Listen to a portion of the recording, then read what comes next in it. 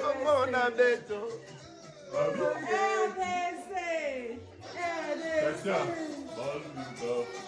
Hi. How are you doing?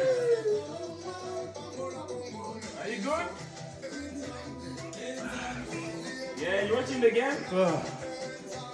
I'm good.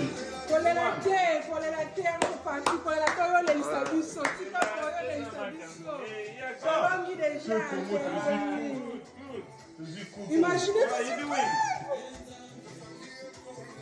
il y a pas de prolongation.